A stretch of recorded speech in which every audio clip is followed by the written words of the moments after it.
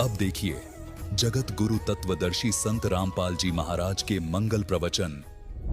कहते हैं दिल्ली के बादशाह अपना राज त्याग कर भिक्षा मांगने के लिए फल पत्ते तोड़ तोड़ कर खाते थे। रोटी मिल जाती है टाइम पर, फिर उसके बाद बकवाद सोचता है ये मन, बड़ी कोठी बनाऊं, बड़ी कार लूं, हैं, और बैंक बैलेंस बना दूं।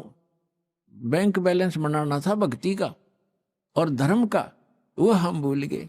तो उसको बताने के लिए परमात्मा थे। जो प्रकरण चल रहा है उस पर चलते। अब इसमें ये सिद्ध हो गया कि कबीर परमात्मा जब बालक रूप में आए, उनके शिशु रूप में प्रगट परमात्मा की परवरिश की लीला कंवारी गायों से हुई। ये तो प्रमाण हुआ कबीर सागर में। ये कोई आज का लिखा हुआ नहीं है। 600 वर्ष पहले जो परमात्मा आए थे उसी समय आदरणीय धर्मदास साहिब जी का लिखा हुआ है और कबीर पंथियों के द्वारा सुरक्षित है। अब हम आपको दिखाते हैं वेद क्या बताते हैं परमात्मा के विषय में, वो कैसी लीला करता है। ये देखिएगा, ऋग्वेद 9-10 मंडल इकट्ठा ही जल्द किया हुआ है अनुवाद करके। अब प्रकाशक हैं सार्वदेशिक कार्य प्रतिनिधि सभा, महर्षि दयानंद भवन, रामलीला मैदान, नई दिल्ली। अब ये एक कमाल की बात एक और देखना पुण्यात्माओं, आपके ऊपर कैसी मेहर है भगवान की। यदि वेदों का अनुवाद ये दास करता, वही करना था जो इन चंद श्लोकों में उन लोगों ने किया है जो भगवान को निराकार मानते हैं। उनकी फाइनल है ये, उनका किनका, आर्य समाज वालों का, महर्षि दयानंद और उनके चेलों का। ये फाइनल फैसला है कि भगवान निराकार है, उसका कोई शरीर नहीं है, उसका कोई बॉडी नहीं है। और वेद भी उन्हीं के द्वारा अनुवादित है। ये चंद श्लोकों में परमात्मा ने उनकी दुर्बुद्धि पर पत्थर डाल दिए और एजिटिज अनुवाद करवा दिया जो वेद का होना चाहिए था। थोड़ा बहुत उन्होंने गड़बड़ी की है, वो आप बुद्धिमान समाज आसानी से समझ सकता है। परमात्मा के द्वारा दिए गए तत्व ज्ञान से उसको आसानी से समझ सकते।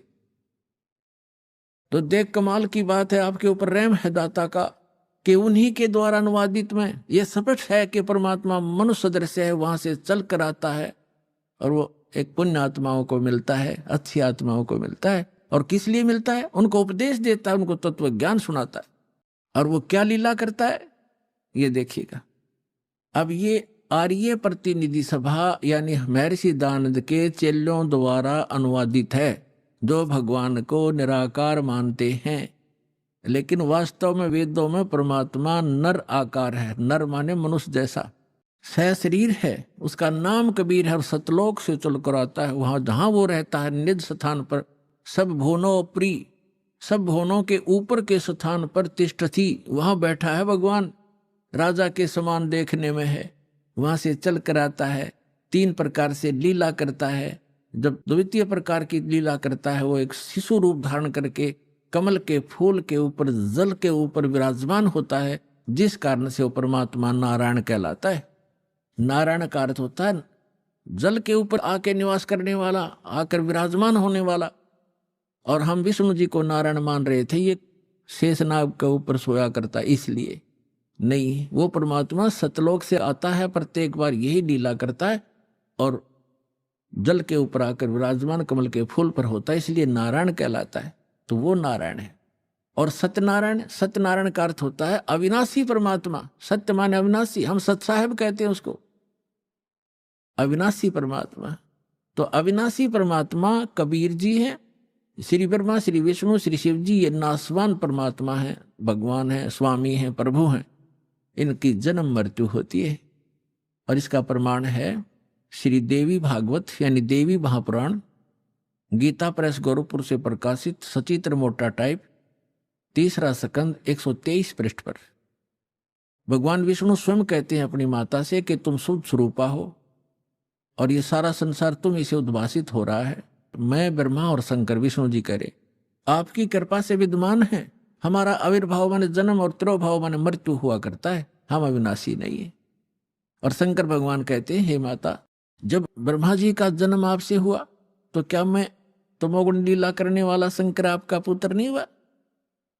अर्थात मेरी भी आप ही जनक हैं, मैं आपका पुत्र हूं और हम केवल नियमित कार्य ही करते हैं। हम तीनों गुणों से उत्पन्न है, रजगुण ब्रह्मा, सतगुण विष्णु, तमगुण शिव जी, और हम केवल नियमित कार्य ही कर सकते हैं। जिसके भाग्य में जैसा है वैसा ही दे सकते, उसमें कोई परिवर्तन नहीं कर सकते। श्री देवी महापुराण ने चंद श्लोकों में इन भगवानों की पूर्ण लीला तकरीबन सती थी, क्लियर कर दी, स्पष्ट कर दिया, सारे कंसेप्ट क्लियर कर दिए। ये नासवान है, दुर्गा जी इनकी माता है, रजगुण ब्रह्मा, सतगुण विष्णु, तमगुण शिव जी यही हैं, और प्रकृति दुर्गा को कहते हैं, और ये केवल नियमित कार्य ही कर सकते। तो जो नारायण है वो परमात्मा है, वास्तव में कबीर साहब है जो ऐसी लीला करता है। अब वेदों में दिखाते हैं आपको कि जब वो परमात्मा आता है शिशु रूप धारण करके, उसमें उनके परवरिश की लीला कुंवारी गायों के द्वारा होती है। ये देखो, अब हम वेद पढ़ रहे हैं, आपको दिखा रहे हैं, ये वेद हैं, अभी आपको दिखाया था, अब और देख फिर पुनः दिखाते हैं। ये कहां से प्रकाशित है? सर्वदेशी कार्य प्रतिनिधि सभा, महर्षि दानंद भवन, रामलीला मैदान, नई दिल्ली से। और ये इसके अनुवादक और ये मुद्रक Prince Offset Printers 1510 Pataudi House, तिरागंज, नई दिल्ली से। और अब हम आपको ऋग्वेद मंडल नंबर 9 का और सूक्त नंबर 1 दिखाते हैं। ये देखिएगा, ऋग्वेद भाष्यम अथ नवम मंडल, 9वां मंडल प्रारंभ होता है। इसका ये प्रथम मंत्र है। इसमें क्या लिखा है कि हे सोम स्वभाव परमात्मन, यानी परमात्मा की महिमा चल रही है। सोम माने परमात्मा, सोम, ये भी ध्यान रखना, अभी आगे चल के आपको ये हेल्प करेगा इस ज्ञान को समझने में। ये 1 नंबर मंत्र, मंडल नंबर 9 सूक्त नंबर 1 का अब मंत्र नंबर हम दूसरा पढ़ रहे हैं। इसमें है हे परमात्मन आप, है ना, परमात्मा की महिमा चल रही है, ये ध्यान रखना। अब तीसरे मंत्र में हे परमात्मन, चौथे मंत्र में हे परमात्मन आप, है ना, महिमा भगवान की, और 5वें मंत्र में हे परमात्मन आप, यानी परमात्मा की महिमा चल रही है। अब छठे मंत्र में मंडल नंबर 9 सूक्त 1 मंत्र 6, हे परमात्मन, है परमात्मा की महिमा। और अब यहां 7वें और 8वें में इनका याद आ गया महर्षि के चेलियां के कि अब यदि हम यहाँ परमात्मा लिख देंगे, आगे परमात्मा की महिमा है कि वो बालक रूप धारण करके आता है, 3 प्रकार के शरीर धारण करता है, तो जनता के समझ में ना आ जावे कि भगवान नर आकार है। तो यहाँ इन्होंने परमात्मा ना लिख के पुरुष लिख दिया। ये देखिएगा, ऋग्वेद मंडल नंबर 9 सूक्त 1 और मंत्र नंबर 7, इसमें 6 तक तो उस हे परमात्मा लिखते आ रहे हैं, 6 तक तो। अब 7वें में इनकी बुद्धि फिर थोड़ी सी उकस गई, यहाँ लिख दिया तम उस पुरुष को, उस पुरुष लिख दिया, भगवान नहीं लिखा। अच्छा, यहाँ तीसरा फिर उस पुरुष को। अब ये पुरुष और कंसेप्ट क्लियर करना पड़ेगा, पुरुष माने परमात्मा होता है। अब देखो, महर्षि दयानंद के द्वारा ज्ञान दिया गया है कि परमात्मा निराकार है, और जिसको माना है आर्य समाज के व्यक्तियों ने, और पूरा विश्व ही माने बैठा है कि भगवान निराकार है।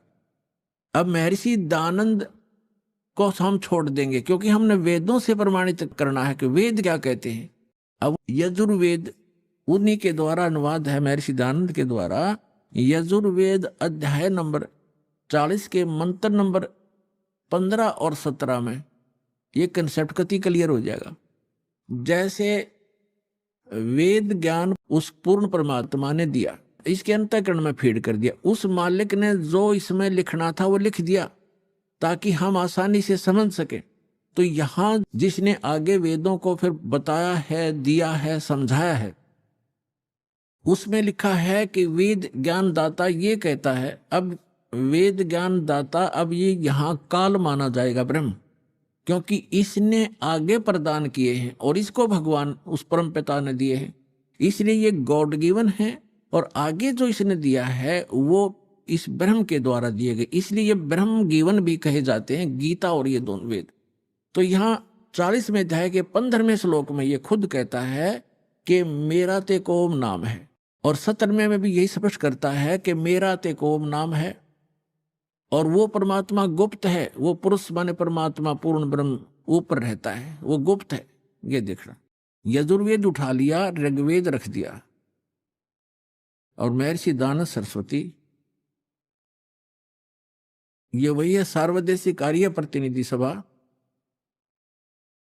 महर्षि 2/5 महर्षि दानव भवन, रामलीला मैदान, नई दिल्ली से। यजुर्वेद आर्य भाष्य, महर्षि दानव सरस्वती, मुद्रक है Prince Officer Printers 1510 Pataudi House त्रियागंज, नई दिल्ली से। ये यहां से छपा है। यजुर्वेद का ये अंतिम अध्याय है 40वां। इसमें टोटल 40 अध्याय हैं, 40 ओनली। और इसमें 40वें अध्याय में 17 मंत्र हैं, और इसमें पूरे यजुर्वेद का लगभग निष्कर्ष है। अब देखो, ये यजुर्वेद अध्याय नंबर 44, 40वां अध्याय है। 40वें अध्याय का ये 15वें मंत्र में वेद ज्ञान दाता कहता है कि वायु अनिलम अमृतम अथिदम भस्मांतम शरीरम ओम करतो समर किलबे समर करतुम समर। ओम नाम का जाप काम करते करते सिमरण करो। कलबे माने कलबलाहट के साथ, कसक के साथ एक स्मरण करो, और कर्तुम माने अपना मूल कर्तव्य जानकर मनुष्य जीवन का ओम नाम का सिमरण करो। ये तो ब्रह्म तक की साधना है। और वायु अनिलम अमृतम अथिदम भस्मांतम शरीरम, वायु यानी जब आपके प्राण समाप्त होंगे उस समय इस ओम नाम के जाप से जितना अमृतो यानी आपको जितनी गति होनी है वो मिलेगी।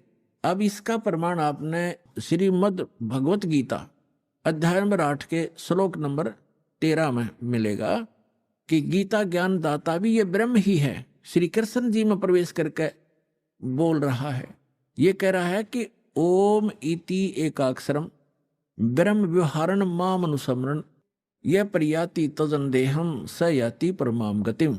माम ब्रह्म, मुझ ब्रह्म का। अब यहाँ ये भी कंसेप्ट क्लियर करना पड़ेगा। पुण्यात्माओं, आज तक ये लोक वेद दंत कथा सुनते सुनते हम बहरे हो गए और हम ढीठ हो गए, उस ज्ञान को कति कंप्लीट मान बैठे। जो हमने सुना वो फाइनल है, ऐसा भी भ्रमित है, कोई स्थिर नहीं है। किसी को भी कोई कुछ कह देता वो भी हाँ ठीक ऐसा भी है, ऐसा भी है, क्योंकि हम स्वयं अपने सदग्रंथों से परिचित नहीं। और दास का उद्देश्य है कि आपको अपने ही सदग्रंथों से परिचित करा के इनका मास्टर बना दूं, ताकि आप भ्रमित ना हो। जैसे श्रीमद् भगवत गीता अध्याय नंबर 2 के श्लोक नंबर 53 में कहा कि अर्जुन, जब भिन्न भिन्न प्रकार के भ्रमित करने वाले वचनों से ज्ञान से आपकी बुद्धि हटकर एक परमात्म ज्ञान पर स्थिर हो जाएगी, उस परमात्मा के ज्ञान पर स्थिर हो जाएगी, तब तू योग को प्राप्त होगा, तब तो तू भगत बनेगा, यानी भक्ति योग्य होगा। तो जब तक आप भ्रमित हैं, कोई कुछ कह देता वो भी ठीक, वो कहता वो भी ठीक, तो तब तक आप भक्त नहीं बन सकते, आप सफल नहीं हो सकते। तो दास चाहता कि आपकी ये सारी भ्रमणा और अज्ञान मिटा कर एक परमात्म उस तत्व ज्ञान पर स्थिर कर दूं, जिसके लिए आपको परमात्मा ने शिक्षित बनाया, आपके ऊपर रहम किया। और दूसरा रहम ये किया कि ये इंस्ट्रूमेंट, ये उपकरण बनवा दिए इलेक्ट्रॉनिक, ये प्रोजेक्टर, सीडी, टेलीविजन मीडिया, जो इलेक्ट्रॉनिक मीडिया, ये आपके लिए तैयार करवाया परमात्मा ने कि आज घर बैठे आप सत्संग समझ सकते हो, वेदों को जान सकते हो और सभी सदग्रंथों को आप समझ सकते हो। और जब तक आप स्वयं अपनी आंखों से सदग्रंथों को नहीं देखोगे, नहीं जानोगे, तो ये काल के जितने भी भ्रमित करने वाले संत भेजे गए हैं, ये आपको ऐसे ही मिसगाइड करके उद्देश्य से वंचित कर देंगे। तो अब दास चाहता कि इनकी दाल नहीं गलेगी। आप शिक्षित हैं, बेटा बेटी भाई बहन सब शिक्षित हैं और सदग्रंथ हमारे पास है। तो अब एक ये समझो कि आपका जीवन का उद्देश्य क्या है, ये समझ में आओगा सत्संग से। जीवन, मनुष्य जीवन का उद्देश्य केवल मोक्ष कराना है, या कोठी बनाना, बंगले बनाना, कार खरीद कर रख देना, ये नहीं है। ये तो एडिशनल है, बाई प्रोडक्ट है भक्ति का। जो दास आपको भक्ति देगा परमात्मा की दी हुई इस साधना से आप जो सुख वैसे सारा जीवन खोजने में लगे रहते हो प्राप्त करने में, वो नहीं मिलते, तो इस भक्ति का वो बाई प्रोडक्ट है, वो तो आपको वैसे ही मिलेंगे। जैसे किसान गेहूं बीजता है, उसका उद्देश्य भूस बनाना नहीं होता, उसका उद्देश्य कनक लेना होता ताकि जीवन रक्षा हो, और भूस तो अपने आप बन जाता है। भूस तो अपने आप बनता हो तो बनेगा ही बनेगा। तो दास जो आपको शास्त्र अनुकूल साधना बता रहा है, उससे संसारिक सुख तो अपने आप होंगे ही होंगे, आप मांगो चाहे मत मांगो। ये तो एक ऐसा साधन ऐसा है। तो इसलिए आप जी को सब सदग्रंथों से परिचित कराना अनिवार्य है। अब ये जो यजुर्वेद अध्याय नंबर 40 के मंत्र नंबर 15 और 17 को समझने के लिए ये श्रीमद् भगवत गीता आपका घना सहयोग देगी, क्योंकि श्रीमद् भगवत गीता चारों वेदों का सारांश है और सिंपल लैंग्वेज में है, वेदों से भी सिंपल लैंग्वेज में है ये। तो इससे हम देखेंगे, देखिएगा, ये श्रीमद् भगवत गीता गीता प्रेस गोरखपुर से प्रकाशित, इस जयदयाल गोविंद का इसके अनुवादक हैं, गीता प्रेस गोरखपुर से ये प्रकाशित है। अब आपको दिखाते हैं 8वें अध्याय का 13वां श्लोक, ये देखिएगा। और श्रीमद् भगवत गीता अध्याय नंबर 8 और श्लोक नंबर ये 13 है। हम संस्कृत पढ़ेंगे, हम पढ़े हैं, शिक्षित हैं, हम पढ़े लिखे हैं। ओम इति एकाक्षरम ब्रह्म व्यवहारण माम अनुसमरण ये प्रियाति तदंदेहम स याति परमाम गतिम। 13वां, इसका अर्थ है कि माम ब्रह्म, जो गीता ज्ञान दाता श्री कृष्ण में बोल रहे हैं, माम ब्रह्म, मुझ ब्रह्म का, ओम इति एकाक्षर, ये ओम एक अक्षर है, नथिंग एल्स। और व्यवहारण अनुसमरण, उच्चारण करके सिमरण करता हुआ, ये प्रियाति तदंदेहम, यानी शरीर छोड़कर जाते समय, भस्मांतम शरीरम, वेद में यजुर्वेद अध्याय नंबर 40 के मंत्र नंबर 15 में भस्मांतम शरीर लिखा है, और इसमें लिखा है ये प्रियाति तजंदेहम स याति परमाम गतिम, ओम से मिलने वाली जो परम गति है वो इस तरह प्राप्त होगी, मुझ ब्रह्म का, माम ब्रह्म, मुझ ब्रह्म का, ओम इति एक अक्षरम, ये ओम एक अक्षर है, सुमन करता हुआ, उच्चारण करके सुमन करता हुआ, ये प्रियाति तजंदेहम, जो शरीर छोड़कर जाता, स याति परमाम गतिम, वो परम गति को प्राप्त होता। ओम से मिलने वाली परम गति, ओम से मिलने वाली कौन सी परम गति है? ब्रह्मलोक प्राप्त होता है, क्योंकि ये ब्रह्म का सिमरण है, मंत्र है। और 8वें अध्याय के 16वें श्लोक में गीता जी में लिखा है कि ब्रह्मलोक में गए हुए प्राणी भी पुनर्जन्म मृत्यु में आते हैं, वो भी पूर्ण मोक्ष प्राप्त नहीं करते। लेकिन ये कंसेप्ट जो आज इतना ही क्लियर करना था कि ये ओम मंत्र ये ब्रह्म का है। 8वें अध्याय के 1 में अर्जुन ने प्रश्न किया कि आपने जो 7वें अध्याय के 29वें श्लोक में जिस तत्ब्रह्म की जानकारी दी है, वो तत्ब्रह्म कौन है कि जिसको जानकर प्राणी केवल जरा और मरण से, यानी बुढ़ापे के दुख और मृत्यु से छूटने का ही प्रयत्न करते हैं। तो वो किम तत्ब्रह्म, जिसको जानने के बाद प्राणी यहाँ की किसी वस्तु की इच्छा नहीं करता। गीता ज्ञानदाता ने 8वें अध्याय के 3रे श्लोक में कहा कि वो परम अक्षर ब्रह्म है, वो तो परम अक्षर ब्रह्म है, यानी गीता ज्ञानदाता से अन्य, वो सुप्रीम पावर है। श्रीमद् भगवत गीता अध्याय नंबर 15 के श्लोक 1 से लेकर 4 में, 16 और 17 में स्पष्ट किया हुआ है। इन पूरे ब्रह्मांड की एक स्थिति बताई है कि उल्टा लटका हुआ संसार रूपी वृक्ष है, ऊपर को जो जड़ है वो तो पूर्ण परमात्मा है, सबका धारण पोषण करने वाला, वो परम अक्षर ब्रह्म है। और वो जड़ तो प्रोक्ष है, गुप्त है, हिडन है, छुपी हुई है, और बाहर जो दिखाई देता वो वृक्ष कहलाता है। तो परमात्मा ने खुद आकर अपनी वाणी में बोला है, अक्षर पुरुष एक पेड़ है, और सरपुरुष यानी ज्योति निरंजन वाकी डार, और तीनों देवा शाखा हैं, ये पात रूप संसार। और पेड़ जो जड़ है वो गुप्त है, तो जो जमीन से बाहर दिखाई देता तना उसको अक्षर पुरुष समझो, आगे उसके मोटी डार निकलती है उसको सरपुरुष समझो, उसके 3 शाखाएं हैं, रजगुण ब्रह्मा सतगुण विष्णु तम गुण शिव जी रूपी, ये शाखाएं समझो, और पात रूप हम सब संसार समझो। तो वृक्ष का पालन कहाँ से होता है? मूल से, जड़ से। तो श्रीमद् भगवत गीता अध्याय नंबर 15 के श्लोक 1 से लेकर 4 में और 16 और 17 मंत्र में ये स्पष्ट किया गया है कि तत्वदर्शी संत की पहचान भी बताई है कि तत्वदर्शी संत वो होगा जो इस उल्टे लटके हुए संसार रूपी वृक्ष के सभी विभागों को भिन्न भिन्न बता देगा। तो दास पर दया, ये पहले तो परमात्मा आए थे, तत्वदर्शी संत की भूमिका भी वही करके जाते हैं, इसलिए वो एक प्रसिद्ध कवि भी कहलाते हैं, लोकोक्तियों के माध्यम से, कविताओं के माध्यम से ज्ञान सुनाते हैं। तो उन्होंने 600 वर्ष पहले बताया था अक्षर पुरुष एक पेड़ है और सरपुरुष वाकी डार और तीनों देवा शाखा हैं ये पात रूप संसार। अब वो जड़ कौन बताओगा? जड़ तो उन्होंने गुप्त छोड़ दी, इस दास को भेजा कि वो जड़ कौन है। वो कबीर साहब है, वो परम अक्षर ब्रह्म है, वो मूल। तो 15वें अध्याय के गीता जी के 1 से 4 का अर्थ है, गीता ज्ञानदाता कहता है कि अर्जुन, तत्वदर्शी संत की यह पहचान होगी कि उस संसार रूपी वृक्ष के सभी पार्ट्स को, सभी विभागों को, तना, डार, पत्ते, जड़ कौन है। तो जो बताता है सवेदवित, वो तत्वदर्शी संत है। उसके पश्चात तत्वदर्शी संत की प्राप्ति के पश्चात परमेश्वर के उस परम पद की खोज करनी चाहिए जहां जाने के बाद साधक लौटकर कभी संसार में नहीं आते। और जिस परमेश्वर ने सारे ब्रह्मांडों की रचना की और केवल उसकी भक्ति करना, मेरी भी नहीं करना, यदि पूर्ण मोक्ष चाहता है, जहां जाने के बाद फिर लौट कर नहीं आते, वहां जाना चाहता है। और फिर 15वें अध्याय के 16 और 17 बताया है कि 3 पुरुष हैं, सरपुरुष और अक्षर पुरुष। सरपुरुष तो ये ज्योति निरंजन काल है, अक्षर पुरुष उसका तना समझो जो 7 संग ब्रह्मांड का स्वामी है, और सरपुरुष केवल 21 ब्रह्मांड का स्वामी है।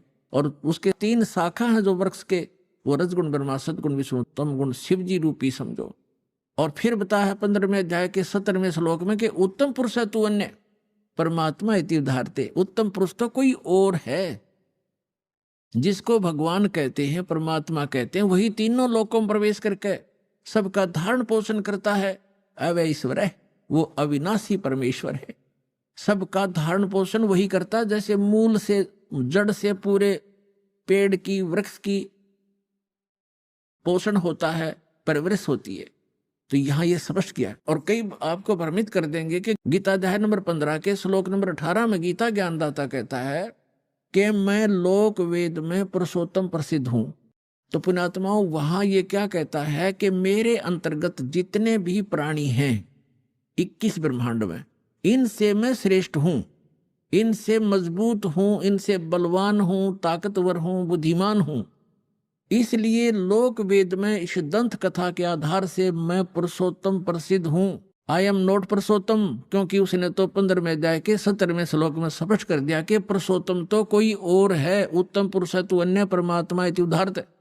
कहने का भाव ये है कि एक तो 2 परमात्मा से दोगे। गीता अध्याय नंबर 18 के श्लोक नंबर 62 में और 66 में गीता ज्ञानदाता स्वयं कहता है कि अर्जुन, तू सर्वभाव से उस परमेश्वर की शरण में जा, उस परमेश्वर की कृपा से ही तू परम शांति को और सनातन परम धाम को प्राप्त होगा। यानी परम शांति चाहिए और शाश्वत स्थान जहां जाने के बाद फिर लौटकर कभी संसार में नहीं आते, वो चाहिए। तो उस परमेश्वर की शरण में जा, यानी गीता ज्ञानदाता से अन्य है। और फिर उसके विषय में बताया कि 4थे अध्याय के 32 और 34 मंत्र में स्पष्ट किया है कि वो परमात्मा अपने मुख कमल से आके ज्ञान देता है, वो तत्व ज्ञान है। उसके मुख कमल से बोलेगी वाणी में, सच्चिदानंद घन ब्रह्म की वाणी में वो यज्ञों की जानकारी, यानी धार्मिक अनुष्ठानों की जानकारी विस्तार से कही गई है। वो तत्व ज्ञान है। उस तत्व ज्ञान को तो तत्वदर्शी संतों से पूछ, मैं नहीं जानता। यदि जानता होता गीता ज्ञानदाता तो 1 अध्याय और बना देता। इसलिए उसने कह दिया है कि तत्वदर्शी संतों से पूछो। फिर बताया है कि तत्वदर्शी संत की प्राप्ति के उपरांत 15वें अध्याय के 4थे श्लोक में परमेश्वर के उस परम पद की खोज करनी चाहिए जहां जाने के बाद साधक फिर लौटकर संसार में कभी नहीं आते।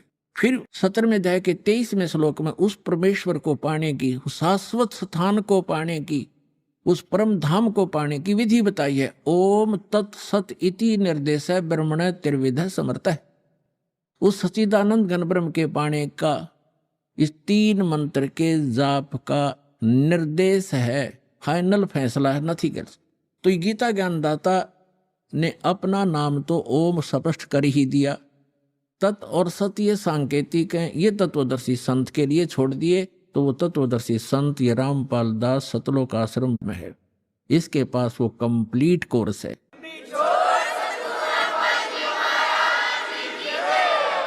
तत् और सत्य सांकेतिक है।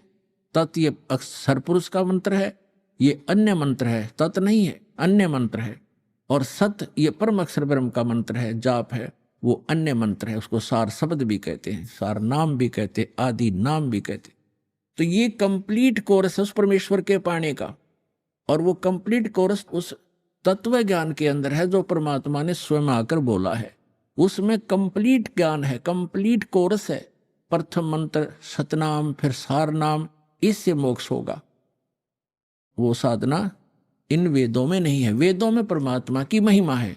परमात्मा कबीर जी ने 600 वर्ष पहले अपनी अमृतवाणी में तत्व ज्ञान में कहा था कि वेद मेरा भेद है, मैं ना मिलूं वेदन के माही, और जौन वेद से मैं मिलूं। ये वेद जानते नहीं, ये चारों वेद मेरी महिमा का गुणगान करते, लेकिन इन वेदों में वर्णित विधि से मेरी प्राप्ति नहीं हो सकती। और जिस ज्ञान से, जिस वेद से, उस तत्व वेद से मैं मिलूं, वो ज्ञान इन वेदों में नहीं। ये वेद जानते नहीं। वेद मेरा भेद है, मैं ना मिलूं वेदन के माही, और जौन वेद से मैं मिलूं। ये वेद जानते नहीं। उसको बताने के लिए स्वयं परमात्मा आते। तो हमारा जो प्रसंग चल रहा है, हमने पुरुष को सिद्ध करना। पुरुष माने परमात्मा। ये देखिएगा, श्रीमद् भगवत गीता रख दी, यजुर्वेद उठा लिया, और ये महर्षि दयानंद सरस्वती द्वारा ही अनुवादित है। ये यहाँ से प्रकाशित है। ये वही वाला है जो हम पढ़ रहे थे अभी थोड़ी देर पहले। ये वही वाला है। हम 4400 अध्याय पढ़ रहे हैं, 40वां अध्याय यजुर्वेद का। 15वें श्लोक में हमने पढ़ा है ओम करतो समर कलवे समर करतो समर। ये तो पढ़ लिया कि ओम नाम का जाप काम करते करते श्रवण करो, विशेष कसक के साथ श्रवण करो, मनुष्य जीवन का प्रथम करतो जानकर श्रवण करो। वायु अनिलम अमृतम अथ ईदम भस्मांतम शरीरम। शरीर भस्म होने पर, नष्ट होने पर, छोड़ने के समय, जब आपकी जो वायु है, प्राण, आपके जो जीव है, उसमें इतना अमृतव हो जाएगा कि वो जो ओम से होता है। अब हम यहाँ आते हैं 4400 अध्याय 40 में जाएगा 17वें श्लोक में। ये 17वां मंत्र है। इसमें लिखा है हे मनुष्यों, जैसे ज्योत स्वरूप रक्षक मुझसे, गीता वेद ज्ञान दाता कहता है, मुझसे अविनाशी यथार्थ कारण के आच्छादित मुख के तुल्य उत्तम अंग का प्रकाश किया जाता है, या किया जाता है आना चाहिए। और वह प्राण व सूर्य लोक में पुरुष है। ये पुरुष शब्द है संस्कृत में। पुरुष माने पूर्ण परमात्मा। हमने पुरुष सिद्ध करना था यहाँ से। पुरुष माने पूर्ण परमात्मा। एक तो ये खुद कहता है कि मैं ज्ञान दे रहा हूं, हे मनुष्य, क्योंकि ज्योत स्वरूपी रक्षक मुझसे, ये ज्योत स्वरूपित है काल, मुझसे जो अविनाशी यथार्थ कारण के आच्छादित मुख के तुल्य उत्तम अंग का प्रकाश किया जाता है, यानी ज्ञान दिया जा रहा है। जो वह वेद ज्ञान दाता कह रहा है कि जो वह प्राण व सूर्य मंडल में पूर्ण परमात्मा है, वह तो प्रोक्ष है। वह तो प्रोक्ष है, यहाँ है लिखना था। अहम, यू कहता अहम, ये है असो, सो असो अहम। ओम खम ब्रह्म। खम माने ब्रह्मलोक, दिव्य आकाश रूप, ब्रह्मलोक रूपी दिव्य आकाश में ब्रह्म रहता है, और ये मेरा ओम नाम है।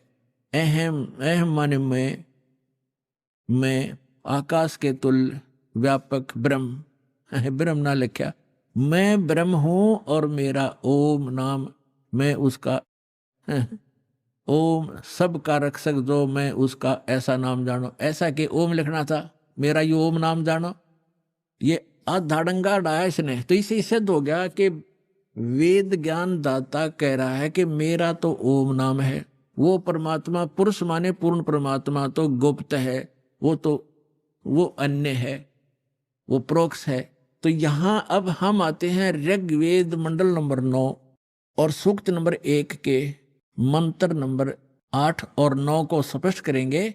पहले तो हमने पुरुष का अर्थ इन्हीं के इन इंजीनियरों से लेना पड़ेगा, क्योंकि नहीं तो ये बता देंगे आपको पुरुष माने आदमी हो से, क्योंकि परमात्मा भी मनुष्य जैसा है, इसलिए प्रथम पुरुष वही है, सेकंड हम पुरुष हैं, मनुष्य है। अभी आपने सुना